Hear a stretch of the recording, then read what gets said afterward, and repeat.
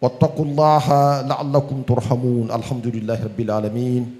Ainsi nous rendons grâce à Allah subhanahu wa ta'ala et nous bénissons de le prophète, à savoir le prophète Mohammed sallallahu alayhi wa sallam. En effet, aujourd'hui, nous allons parler d'une dimension très profonde du prophète Mohammed sallallahu alayhi wa sallam. Il s'agit de quoi? D'une question pertinente qui est la suivante: pourquoi Dieu fait la salat sur le prophète Mohammed sallallahu alayhi wa sallam? Pourquoi Dieu fait la salat sur le prophète Mohammed sallallahu alayhi wa sallam? Quand il a dit Inna Allah wa malaikatahu yusalluna ala nabi ya ayyuhallazina amanu sallu alayhi wa sallimu tasliman. Pourquoi Dieu fait la salat sur le prophète Mohammed sallallahu alayhi wa sallam? Il est important de le savoir parce que cela va nous amener à voir une grandeur de notre prophète. Et nous sommes fiers d'appartenir à la communauté du prophète Mohammed sallallahu alayhi wa sallam. Comme l'a dit Cheikh Iyad, il dit Mimma zadani farhan wa tihan wa kittu bihi ata'u thuraya dukhuli tahta qawlika ya ibadi wa an sayyarta Ahmad li nabiyya. Il disait que ce qui me réconforte dans ma foi et qui fait que ma joie est immense, à tel point que peu s'en est fallu pour que je m'élève jusqu'à l'étoile qu'on appelle Soraya.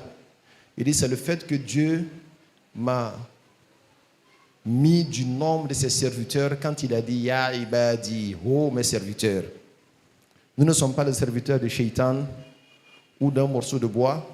Nous sommes les serviteurs de Dieu, un Dieu qui ne meurt pas, un Dieu qui est éternel. C'est un véritable bonheur d'appartenir à ce Dieu-là.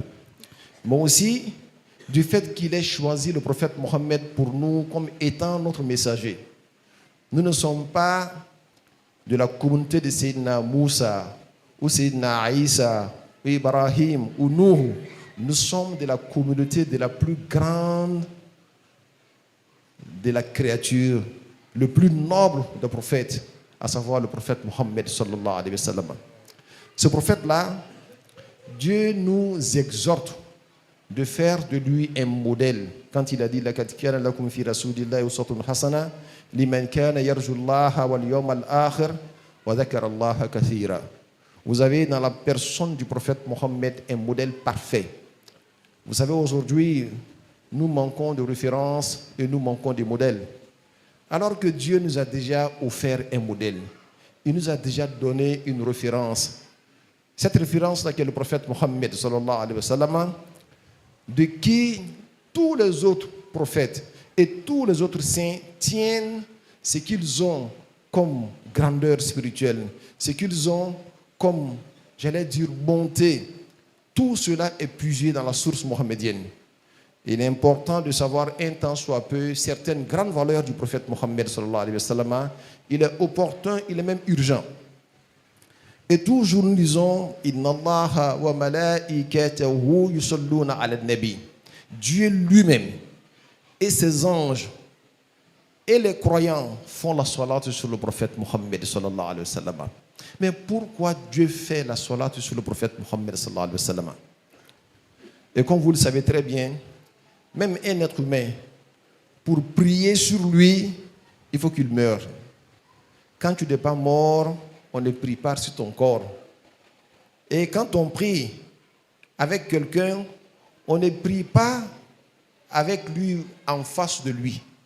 Regardez, quand on prie, nous sommes là, ceux qui prient derrière nous, ils font face à notre dos. Et juridiquement parlant, il est même interdit que tu pries devant quelqu'un qui te fait face. Alors, on ne prie sur un être humain que lorsqu'il est mort. Lorsqu'il est mort.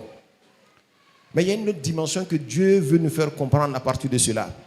La mort veut dire que la personne n'a aucune volonté sur elle-même. Seul Dieu a une volonté sur cette personne-là. Il y a des gens, ils n'ont pas attendu de mourir physiquement.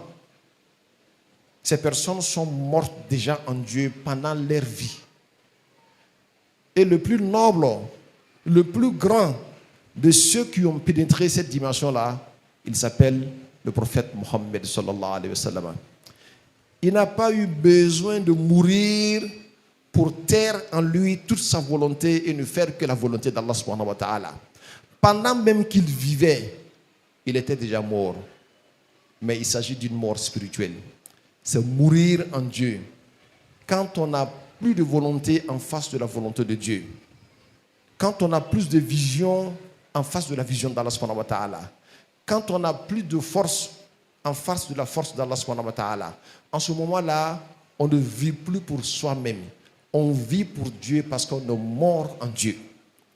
Voilà pourquoi vous allez voir dans le Coran, Dieu dit « Innal lazina yubayi'unaka, innama yubayi'una Allah, yadullahi fawqa aydihim » Il dit « Oh Mohammed, ceux qui te prêtent allégeance, en réalité, ce n'est pas à toi qu'ils prêtent allégeance.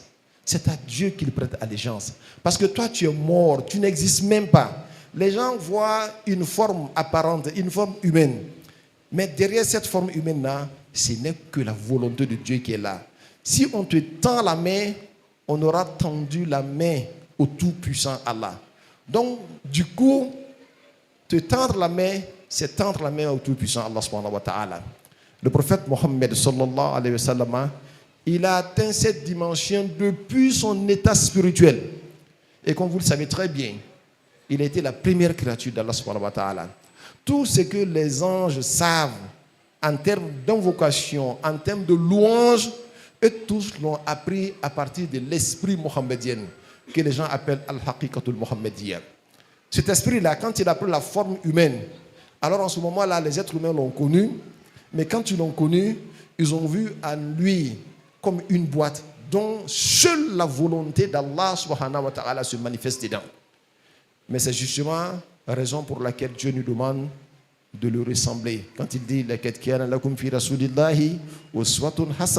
vous avez dans la personne du prophète Mohammed sallallahu alayhi wa sallam un modèle parfait. Quand tu le vois, au-delà de sa personne, tu ne vois que la volonté d'Allah subhanahu wa ta'ala. Quand il parle, c'est Dieu qui parle. Tout ce qu'il dit, il ne l'aura pas dit de lui-même. Tout ce qu'il dit provient d'Allah subhanahu wa ta'ala. Parce que lui, il est déjà mort, il n'a aucune volonté en lui. Quand on atteint cette dimension-là, Dieu lui-même fait la salate sur toi. Voilà pourquoi vous allez remarquer que quand on parle des autres prophètes, on va dire alayhim salatu wassalam. Et quand on parle du prophète Mohammed sallallahu alayhi wa sallam, on va dire sallallahu alayhi wa sallam. Parce que tous les prophètes ont pénétré un tant soit peu cette dimension. Mais le prophète Mohammed l'a pénétré dans son entièreté, car il est le maître de toutes ces personnes-là. Voilà pourquoi à eux également, on fait la salate, mais pas comme ce que nous faisons sur le prophète Mohammed sallallahu alayhi wa sallam. Car nous autres êtres humains, nous le faisons en tant que croyants, mais les anges également le font, et le Tout-Puissant Allah aurait pu suffire largement. Mais le prophète Mohammed devient en cela un véritable mystère.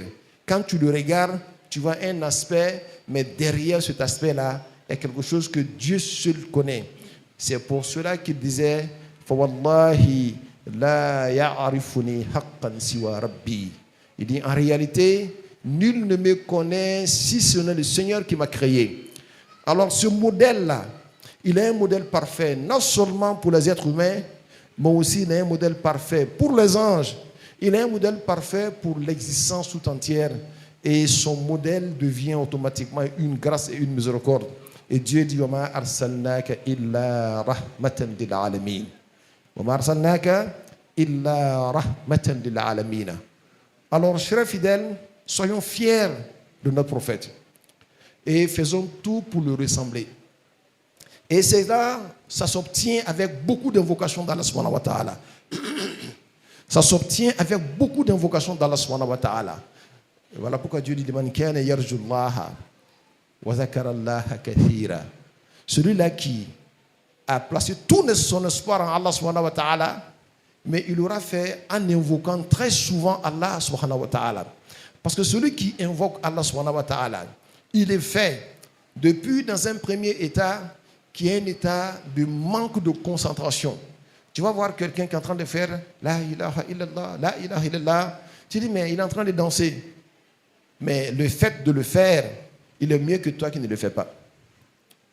Parce que lui, petit à petit, il se rapproche d'Allah. Et petit à petit, il fait ce que Dieu lui a demandé de faire.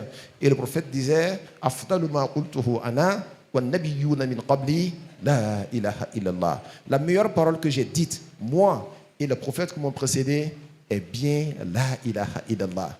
Lui, il commence à faire la ilaha illallah. Tu commences à te moquer de lui. Tu dis qu'il est en train de danser, il n'est pas concentré. Mais au fur et à mesure, Dieu lui donne un cadeau et une récompense. Ce cadeau, c'est quoi? Dieu lui donne la concentration. Il a commencé sans concentration et Dieu lui donne comme cadeau la concentration. Mais quand il continue, au-delà de la concentration, Dieu lui donne quoi?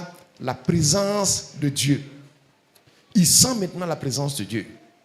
Et ça, c'est une grande dimension. Le prophète a gravi tous ces échelons. Et il va atteindre une autre dimension où Dieu va lui donner le meilleur bonus possible.